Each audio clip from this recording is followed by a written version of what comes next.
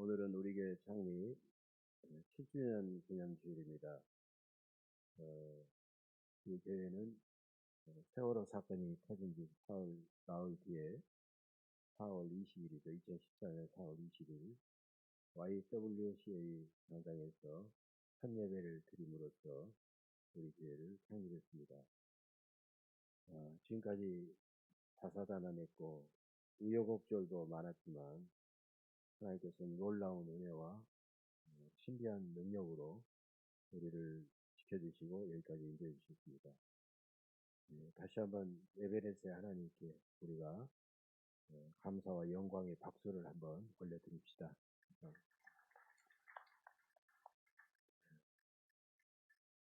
지금까지 교회를 위해서 눈물로 기도해 주시고 또 온 몸과 마음을 다해서 또 땀 흘려 본 귀중한 물질을 헌금하면서 예배당이 여기까지 세워지기까지 섬겨주신 여러분들, 교우 여러분들께 진심으로 감사를 드립니다. 우리 한번 앞뒤 둘러보면서 자축하는 박수 한번 보냅시다. 수고했습니다. 감사합니다. 네, 수고했습니다. 감사합니다. 우리 하나님께서 지금까지 인도해 주셨듯이 앞으로도 변함없이 함께 하셔서 우리 교회를 통해서 많은 죽어가는 영혼들을 구원하고 하나님께서 우리에게 지어주신 시대의 십자가를 잘 지고 잘 감당하는 건강하고 좋은 교회로 이렇게 다져가면서 하나님께서 성장시켜 주실 줄로 저는 분명히 믿습니다. 교회를 위해서 변함없이 계속 중보 기도해 주시고 또 교회 한 자리라도 내가 채우겠다라는 마음으로 열심히 전도해 주시고 충성을 다해 주시면 대단히 고맙겠습니다. 한동안 단체나 기관이나 회사에서 사명선언문을 작성해서 대내외적으로 천명하고 그랬던 적이 있었죠. 영어로 미션 스테이트먼트라는 이 사명선언문은 무엇을 위해서 우리가 일하고 또 어떤 목적으로 우리가 사업을 하는지 어떤 목적으로 우리가 이 기관을 운영을 하는지 그것을 분명하게 작성해서 천명하는 그런 내용이죠. 이것은 단체나 기관이나 어떤 회사만이 아니라 나 개인에게도 반드시 필요한 것입니다. 내가 무엇을 위해서 살아야 하는가? 개인의 목적과 개인의 사명을 설명하는 것이죠. 그러면 우리 예수님의 사명 선언문은 뭐겠습니까? 예수님의 사명 선언문은 영혼 구원과 이 땅에 하나님 나라를 세워가는 것입니다. 복잡하지 않습니다. 간단한 이게 누가복음 19장에 보면 삭개오 이야기가 나오는데 이 삭개오 이야기를 주님께서 결론지어 마무리 지으면서 이런 말씀을 하셨어요. 인자가 온 것은 잃어버린 자를 찾아 구원하려 함이니라. 그리고 인자 사람 인자 아들 자자 사람의 아들입니다. The Son of Man 사람의 아들. 예수님은 사람의 아들이 아니었죠. 원래는 원래의 지위는 하나님의 아들이었어요. 그런데 인간을 구원하기 위해서 잃어버린 자를 찾아 구원하기 위해서 하나님의 아들이 사람의 아들의 몸을 입고 이 땅에 오셨다라는 거예요. 그게 바로 예수님이 하시는 사명이었다는 거예요. 예수님은 자신의 이 사명 선언문을 이루기 위해서 가장 필요한 것이 뭐였느냐? 교회였습니다. 가장 필요한 공동체는 교회였어요. 그래서 예수님은 혼자 다니면서 많은 영혼들을 찾아서 막 상담하고 구원하고 떠나고 이러지 않았어요. 가장 먼저 제자들을 부르셨던 것입니다. 12명의 제자 공동체는 예수님이 최초 세우신 교회였습니다. 사실은 예수 공동체라는 말을 쓰는데 공동체가 교회잖아요. 예수님은 어떻게 하든지 영혼을 구원하면 되고 어떻게 하든지 하늘의 천군 천사를 동원해서 이 땅에 하나님 나라를 세우면 될 텐데 왜 하필이면 교회를 세웠을까? 그것이 바로 예수님께서 우리 사람들과 함께 일하시는 방법이었던 것입니다. 신인 동역, 신인 협력, 바로 그것이 이 땅의 교회라는 것입니다. 그 교회를 세우신 중요한 이유가 중국 선교의 아버지였던 허드슨 테일러 선교사의 선교 사역을 통해서 우리가 명확하게 그 해답을 찾을 수가 있습니다. 허드슨 테일러 선교사는 1832년 영국의 독실한 감리교 목사의 아들로 태어납니다. 그 다음에 17살에 주님을 만나서 거듭남을 이제 경험하게 되었고, 이제 주님 앞에 기도하면서 평생 동안 복음을 전하면서 선교사로 살겠다라고 서원을 하게 됐어요. 그리고 그분은 불과 21살의 나이에 1853년에 중국 선교를 위해서 중국으로 출발을 했습니다. 그분은 중국어 성경을 수많은 사람들에게 반포하고 또 중국의 여러 지역을 다니면서 순회하면서 복음을 전했습니다. 많은 신자들을 얻었습니다. 그런데 갑자기 못 먹고 너무 과로하고 그래서 폐결핵에 걸려가지고 이제 일기 선교 사역을 일단 마치고 영국으로 돌아오게 되었어요. 그러면 폐결핵 치료에만 전념을 해야 될 텐데 폐결핵 치료도 받으면서 여러 곳을 다니면서 중국 선교의 중요성을, 수많은 교회의 중요성을 강조했고 일기 선교의 그런 사역을 반성할 수 있게 됐어요. 그래서 일기 선교를 하면서 두 가지가 부족했다라는 것을 경험하게 됩니다. 먼저 자기 혼자만 한 겁니다. 다른 동역자들과 함께 팀 사역을 해야 되는데 팀 사역을 하지 못한 것을 반성하게 되었고, 다른 하나는 열심히 복음을 전파한 다음에 그곳에다가 교회를 세워야 되는데 교회를 세우지를 못했구나라는 것을 반성하게 됐어요. 이제 어떻든 되려는 건강이 회복되자 2기 선교 사역을 시작하게 되었는데, 동역자들과 함께 팀 사역을 하면서 여러 지역에다가 교회를 세우기로 결심하고 뜻을 함께하는 동역자 16명과 함께 중국으로 출발하게 되었어요. 그때부터 그분은 복음을 전한 곳에다가 반드시 교회를 세웠습니다. 그리고 그 교회를 그 16명의 동역자 중에서 한 사람을 그 교회 목회자로 세워가지고 그 교회를 섬기도록 했어요. 이것을 가리켜서 이때 중요한 이분이 선교의 모델을 만들었는데, 이것이 교회 중심의 선교, 교회 중심적 선교라는 그런 모델을 최초로 이분이 선정했습니다. 복음만 전하고 교회를 세우지 않으면 복음의 감격과 열정이 식어버리고 사라지면서 흐지부지 되고 또 그 많은 영혼들이 그냥 세상으로 돌아가 버리기 때문에 반드시 교회에서 그들을 가르치고 교육하고 그렇게 하도록 했던 것입니다. 허드슨 테일러 선교사는 인간을 구원하는 복음은 생명처럼 귀하지만은 그 복음을 파수하고 그 복음을 전파하는 교회도 복음 못지않게 중요하다라는 것을 깨달았던 것이죠. 이처럼 이 땅의 교회들은 모두 하나님의 은혜의 선물이고 이 땅의 소망임을 분명히 저는 믿습니다. 왜 그럴까요? 교회가 하나님의 선물이고 이 땅의 소망인 것을 어떻게 우리는 알 수 있을까요? 첫째로, 교회는 음부의 권세가 이기지 못하는 생명과 능력의 공동체이기 때문입니다. 본문 18절에 나와 있어요. 내가 네게 이르노니 너는 베드로라. 내가 이 반석 위에 내 교회를 세우리니 음부의 권세가 이기지 못하리라. 여러분, 음부라는 말은 헬라어로 하데스라는 말이에요. 이 하데스라는 말은 보이지 않는 곳, 캄캄한 곳, 어두운 곳, 죽음의 곳. 그래서 보통 죽은 사람들이 가는 곳으로 그렇게 말하는 거예요. 보통 이것을 우리가 생각할 때 그럼 지옥인가 그래. 지옥은 게헨나고 이것은 하데스는 그냥 죽은 사람이 가는 어두운 곳으로 말하는 거예요. 그럼 예수님은 교회를 말씀하시면서 왜 음부를 말씀하셨을까요? 이것은 서로 대조되는 그런 것이기 때문입니다. 음부는 어둠의 장소요, 교회는 빛의 장소이기 때문입니다. 음부는 죽음을 상징하지만 교회는 생명을 상징하는 것입니다. 음부의 권세를 가진 사탄은 이 세상을 끊임없이 어둡게 하고 수많은 생명을 파괴하지만 하나님의 권능을 가진 교회는 이 세상을 환하게 비추고 생명을 살리는 구원의 공동체이기 때문입니다. 요한복음 8장에 보면 전장에서 가늠하다가 잡힌 여인의 이야기를 끝내면서 예수님이 이런 말씀을 하셨어요. 나는 세상의 빛이니 나를 따르는 자는 어둠에 다니지 아니하고 생명의 빛을 얻으리라. 또 요한복음 10장 10절에서 내가 온 것은 양으로 생명을 얻게 하고 더 풍성히 얻게 하려 함이니라 분명히 말씀하셨습니다. 여러분, 교회가 요즘 세상 사람들에게 많은 비난도 받고 조롱도 받고 어려움을 당하고는 있지만, 그러나 저는 교회는 이 땅에 희망인 줄로 믿습니다. 교회가 사라져버린, 밤하늘에 여기저기에 막 네온 십자가가 막 서 있는데 그런 것들이 완전히 사라져버린 세상을 한번 생각해 보세요. 그것은 참으로 어둡고 참으로 불의하고 소망 없는 세상이라는 것입니다.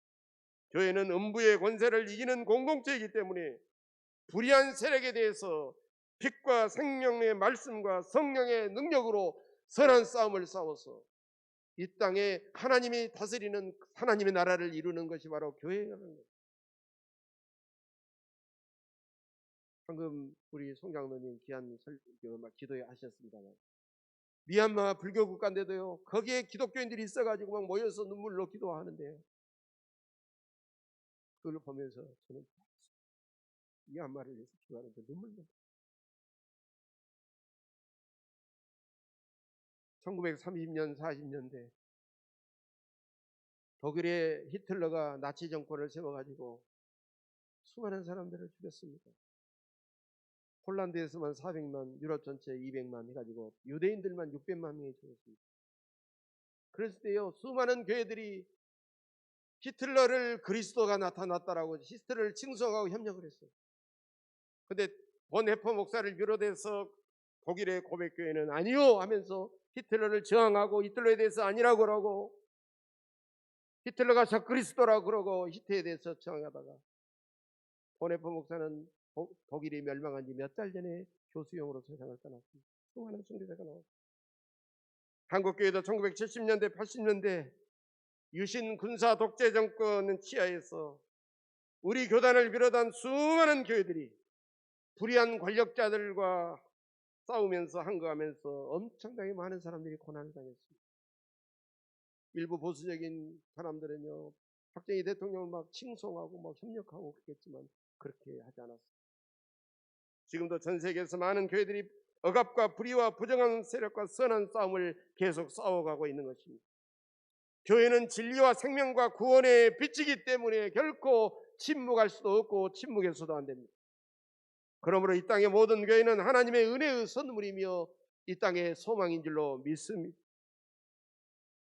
두 번째로, 교회는 천국 열쇠를 소유했기 때문에, 천국문을 여는 천국 열쇠를 소유했기 때문에 하나님의 은혜의 선물이며 이 땅의 소망입니다. 본문 19절에 보면 내가 천국 열쇠를 네게 주리니 네가 땅에서 무엇이든지 매면 하늘에서도 매일 것이요 네가 땅에서도 무엇이든지 풀면 하늘에서도 풀리리라. 가톨릭 교회에서는 주님의 이 말씀을 사도 베드로의 수위권이라는 표현을 써요. 사도 베드로의 수위권, 머리 숫자를 씁니다. 지휘할 때 위자, 위치할 때 위자죠. 수위권은 사도 베드로가 교회의 머리라는 겁니다. 실제로 이스라엘 갈릴리 호수 북서쪽을 가보면요, 성 베드로 수위권 성당이 있습니다. 순전히 베드로를 기념하는 그런 성당인데, 성 베드로 수위권 성당. 교회의 머리가, 교회의 반석이 베드로이기 때문에 주님께서는 온전히 베드로에게 천국 열쇠를 주셨다는 것입니다. 그러나 여러분, 성경 여러 군데를 보십시오. 로마서에도 보고 에베소서에도 보고 여러 군데를 보면 교회의 머리는 오직 그리스도이시며 성도들은 주님의 몸된 교회의 각 지체들이다라는 것을 계속해서 강조하고 있습니다. 그러므로 예수님께서 베드로란 인간에게 천국 열쇠를 주신 것이 아닙니다. 베드로가 했던 그 아름다운 신앙 고백, 주는 그리스도시요 살아계신 하나님의 아들이십니다라는 이 고백을 자신의 신앙 고백으로 믿고 받아들이는 사람들에게는 누구든지 천국문이 활짝 열리는 천국 열쇠를 주셨다라는 그런 뜻입니다. 예수님은 베드로의 신앙 고백을 들으시고 17절에서 이렇게 말씀하셨습니다. 바요나 시몬아, 내가 복이 있도다. 이를 내게 알게 하니는 혈육이 아니요 하늘에 계신 내 아버지시니라. 내가 또 내게 이르노니 너는 베드로라. 내가 이 반석에 내 교회를 세우리니 음부의 권세가 이기지 못하리라. 여러분, 여기서 베드로란 이름이 반석이라는 뜻이기 때문에 교회는 반석에 짓지, 그러니까 베드로에 지어야 되겠지, 우리는 단순하게 그렇게 생각하는 하지만 베드로의 신앙 고백에 교회를 세운다는 거예요. 여러분, 교회는 건물이 아니잖아요. 교회는 그 교회가 모이는 하나의 건물이지, 교회 건물 자체가 교회가 아닌 거예요. 사람들의 모임이 교회다라는 거예요. 그래서 베드로의 신앙 고백, 바로 예수 그리스도의 이름이요 예수님의 복음이라는 겁니다. 사도행전 4장 12절입니다. 다른 이로서는 구원을 받을 수 없나니 천하 사람 중에 구원을 받을 만한 다른 이름을 우리에게 주신 일이 없습니다. 예수님만이 그리스도이십니다. 예수님만이 구세주이십니다. 예수님만이 우리의 구원이며 영원한 생명이신 줄로 믿습니다. 이 땅의 모든 교회들마다 바로 이 신앙 고백 위에 세워져 있는 것입니다. 사람들은 교회가 전하는 복음을 듣고 예수님을 나의 구주로 믿고 영접함으로써 천국문을 열고 영원한 생명을 누리게 되는 것입니다. 그래서 예수님은요, 이 말씀하시고 끝내는 것이 아니라 2장 뒤에 마태복음 18장 18절에서 다시 이 말씀을 하고 계세요. 무엇이든지 너희가 땅에서 매면 하늘에서도 매일 것이요, 너희가 무엇이든지 땅에서 풀면 하늘에서도 풀리리라. 여러분, 여기서 너희는 누구예요? 복수형이잖아요. 바로 교회 안에 모여든 모든 예수님을 믿는 사람들을 가리키고 있잖아요. 베드로 개인이 아니라는 겁니다. 그들은 예수님께서 성령을 보내주신다는 약속을 믿고 합심하여 간절하게 기도함으로써 마침내 성령이 뜨겁게 그들에게 임하여 성령으로 충만해졌고, 베드로가 그날 복음을 전하자 하루에 3,000명이 넘는 사람들이 회개하고 세례를 받았던 것입니다. 이것은 인간 베드로의 능력이 아니라 예수 이름의 능력이요 복음의 능력인 줄로 믿습니다. 복음은 천국문을 여는 열쇠입니다. 예수님은 예수 이름과 복음의 능력을 우리 예원교회도 반드시 주신 줄로 믿습니다.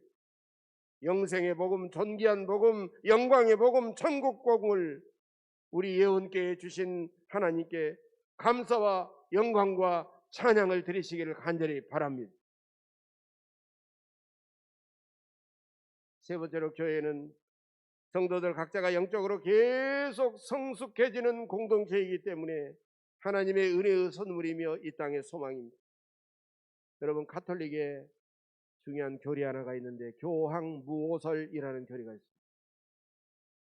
무오설, 오류가 없다, 잘못이 없다라는 거예요. 교황에게는 어떤 오류나 잘못도 있을 수 없다. 여러분, 교황도 사람이잖아요. 교황도 밥 먹고 잠자고 화장실 가고, 교황도 사람입니다. 어떻게 오류가 없고 잘못이 없을 수 있겠습니까? 교황도 하나님의 말씀인 성경 안에 있어야 되고 성경 말씀으로 판단받아야 되고 평가받아야 되는 것입니다. 그래서 종교개혁자 마틴 루터나 요한 칼빈도 교황이 자기의 교권을 남용하고 잘못 사용하고, 그래서 교회가 그로 인하여 타락한 모습을 견딜 수 없어가지고 교황에게 아니요하고 과오와 잘못을 지적하면서 마침내 종교개혁을 일으켜 있었던 것입니다. 본문 21절에도 보면 예수님은 자기가 예루살렘에 올라가 종교 지도자들에게 고난을 받고 죽임을 당하고 3일 만에 살아날 것을 말씀하시자 22절을 보면 베드로가 갑자기 예수님의 길을 가로막고 이렇게 말합니다. 주여 그리 마옵소서, 이 일이 결코 주께 미치지 아니하리이다. 그렇게 예수님께 막 붙들고 항변을 했어요. 여러분, 베드로의 심정을 우리가 이해하죠. 3년 동안이나 주님께 사랑을 받았는데 어떻게 예수님이 쉽게 죽게 내버려둘 수 있겠습니까? 그래서 가로막고 항변을 했는데 주님께서는 뜻밖에도 베드로에게 사탄아 내 뒤로 물러가라, 너는 나를 넘어지게 하는 자라다라고 과감하게 베드로를 꾸짖었습니다. 여러분, 불과 몇 분이잖아요. 20분 40분 지난 게 아니잖아요. 불과 1, 2분밖에 되지 않잖아요. 너는 베드로로 너는 교회의 반석이 될 것이다라고 칭찬하신 주님께서 베드로에게 대해서 사탄이라고 꾸짖고 있다는 것입니다. 이게 바로 인간이라는 거예요. 성도들은 예수님을 믿음으로 구원받았지만은 험한 세상에서 여전히 육신을 가졌기 때문에 넘어지고 죄를 짓습니다. 이 땅에서 육신을 가진 사람 중에서 실수하고 실패하고 넘어지지 않는 사람은 한 사람도 없습니다. 그때마다 기도와 말씀과 성령의 능력 안에서 끊임없이 하나님 앞에 회개하면 예수 그리스도의 장성한 분량이 충만한 데까지 성숙해질 줄로 믿습니다. 우리는 구원은 이 단회적인 사건이 아니에요. 그 단회적인 사건이 아니라 계속 우리가 구원을 받았으면 우리는 넘어지더라도 일어나고 기도하고 회개하고 계속해서 성숙하고 거룩해져서 마침내 우리는 천국문을 열고 들어가게 되는 것입니다. 오늘 우리 교회 창립 7주년 기념주일에 우리는 본문에 나타난 교회의 본질과 사명에 잘 맞는 건강하고 성숙한 교회를 세워가야 합니다. 교회의 본질과 사명에 잘 맞는 건강하고 성숙한 교회는 과연 어떤 교회이겠습니까? 방금 말씀드린 내용들을 중심으로 4가지를 강조하고자 합니다. 첫째로 성도들 각자가 십자가에서 죽으시고 부활하신 예수님께서 유일하신 나의 구주이시요 나의 주님이심을 분명하게 믿고 고백하는 신앙입니다. 우리는 이런 고백과 기쁨으로 끊임없이 주님 앞에 모여 예배드리며 주의 말씀과 성령의 능력으로 음부의 세력과 싸워서 우리는 이겨나가야 됩니다. 인본주의와 종교다원주의에 오염되어 가고 있는 오늘날 우리들에게 십자가에서 죽으시고 부활하신 예수님께서 유일하신 나의 구주요 주님이심을 분명히 고백하는 신앙은 오늘날 이 시대에도 더욱더 절대적이고 중요한 신앙이라는 것입니다. 두 번째로 오직 예수님만 주인 되는 교회입니다. 베드로같이 특정한 인간이 아니라 예수님만이 우리 교회의 주인 되는 그런 교회입니다. 이 세상에 어떤 교회도 문제없는 교회가 없어요. 여러분, 문제없는 교회 있어요? 문제의 종류가 다르고 어떤 문제의 강도가 다르고 문제의 횟수나 빈도가 다를 뿐이지 다 끊임없이 문제가 있습니다. 그런데 그런 문제들을 어떤 방법으로 해결해 나가느냐에 따라서 성숙한 교회인지 그렇지 않는 교회인지가 나타나는 거예요. 교회의 문제들을 어떤 인간의 지혜나 인간의 자기 이권이나 어떤 인간의 능력으로 해결하려고 하는 것이 아니라 함께 모여서 서로 뜨겁게 기도하고 모든 문제를 우리 주님께 내어 맡기면서 예수님의 뜻대로 서로 양보하면서 해결할 때 그 문제는 아름답게 해결되어 갈 줄로 믿습니다. 이것이 바로 예수님이 주인 되신 교회의 모습입니다. 세 번째로 성도들 각자가 예수님의 성숙한 제자가 되는 교회입니다. 우리 교회는요 4년 전에 정말 눈물겹게 이제 한 3, 4개월 있으면 딱 만으로 4년 되는데 아름다운 교회당을 세웠습니다. 전 세계적으로 이런 형식의 교회는 하나밖에 없어요. 많은 친구들이 오고 그러면 야 깜짝 놀래요. 너무너무 개성있고 너무너무 아름답다. 겨울철에는 별로 불 안 떼도 따뜻하고 여름철에는 별로 에어컨 안 떼도 시원하고 정말 하나님께서 이렇게 귀한 교회를 세워주셨어요. 그런데 생각해 보십시오. 이렇게 아름다운 교회를 세워가지고 우리가 각자가 하나님 앞에 칭찬받겠습니까? 저는 그런 자신이 없어요. 우리들 각자가 교회이기 때문에 우리들 각자가 하나님 앞에서 교회를 겸손히 잘 섬기는 성숙한 제자가 될 때 하나님은 그런 우리들을 보고 기뻐하실 것입니다. 그래서 예수님이 성숙한 제자의 기준은 예수님의 온유하고 겸손한 모습과 늘 섬기고 희생하는 그런 모습을 주님은 기뻐하신다는 거예요. 우리 예언교회 성도들은 누구보다도 스스로 하나님과 사람들 앞에서 온유하고 겸손하고 늘 겸손히 섬기며 희생을 하는 그런 성숙한 교회가 되시기를 간절히 바랍니다. 네 번째로 성도들 각자가 성숙한 복음의 사도요 선교사가 되어가지고 우리 주변에 파송되어서 늘 이웃에게 복음을 전하는 것은 물론 땅 끝까지 복음을 전하는 교회가 되어야 됩니다. 예수님의 제자는 성숙한 제자로 머물러 있어서는 안 돼요. 제자는 제자입니다. 제자가 복음을 전하는 보내심을 받은 사도가 되어야 되고 선교사가 되어야 되는 것입니다. 그래서 학생과 교사는 학원 선교사로, 주부는 가정 선교사로, 직장인은 그 직장의 선교사로 파송되어서 복음을 전하고 빛과 소금의 사명을 감당해야 되는 거예요. 예수님의 12 제자들도 늘 부족하고 연약했지만 성령의 충만함으로 세계 곳곳에 나가서 복음을 전하다가 그들은 각기 다른 모습으로 순교를 당했던 것입니다. 저는 이 설교를 준비하면서 성령께서 저에게 이런 감동을 주셨습니다. 우리 교회가 금년에 7주년인데 10주년이 되는 2024년에는 교회 창립 10주년 기념 교회당을 해외 어느 지역에다가 참 아주 멋있게 한번 지어보고 싶다라는 그런 감동이었어요. 이미 무명의 성도님께서 1천만 원을 해외 선교 목적헌금으로 이미 봉헌을 해주셨어요. 그래서 하나님이 하신, 그분을 통해서 하신 그 일의 시작이라고 저는 봅니다. 그래서 종잣돈 씨앗 헌금은 이미 준비되어 있습니다. 그래서 적게 들면 한 4천만 원, 많이 들면 한 5, 6천만 원까지 드는 그런 예산이 들겠습니다만, 해외 선교를 위해서 계속해서 기도하면서 틈틈이 봉헌해 주시면 2024년 그때까지는 7주년까지는 거의 모아지지 않을까. 우리가 교회 부채도 있고 어려움도 있겠습니다만은 하나님께서 이 일을 참으로 기뻐하신다면 우리는 반드시 기도하고 이 일을 이룰 줄로 믿습니다. 계속 우리 교회는 앞으로 해외 지역에 많은 교회들을 세우고 많은 선교사들을 후원하고 파송해야 됩니다. 우리 교회 창립 7주년을 맞아요. 하나님의 그 놀라운 은혜에 감사하면서 이제 우리 교회에 지어지신 사명과 비전을 새롭게 하십시다. 십자가에서 죽으시고 부활하신 예수님만이 나의 구주요 나의 주님이심을 고백하는 교회, 특정한 어떤 인간이 아니라 예수님만이 이 교회의 주인 되는 교회, 성도들 각자가 예수님의 성숙한 제자가 되어 교회와 이웃을 겸손히 섬기는 교회, 예수님께서 승천하시면서 부탁하신 복음 전파의 사명을 잘 감당하기 위해 우리의 삶에 가까운 현장에서부터 선교사의 사명으로 섬기고 전도하고 땅끝까지 복음을 전파하기에 선교사로 파송하고 파송되고 교회를 세우는 그런 교회가 되어야 될 줄로 믿습니다.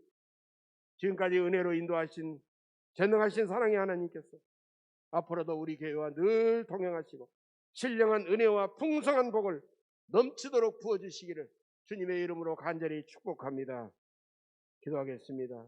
자비롭고 전능하신 우리 아버지 하나님, 지난 7년 동안 우리 교회를 세워오면서 우리는 서로 함께 너무나도 많은 눈물로 흘렸고 너무 지치고 아프고 힘들 때도 많았습니다.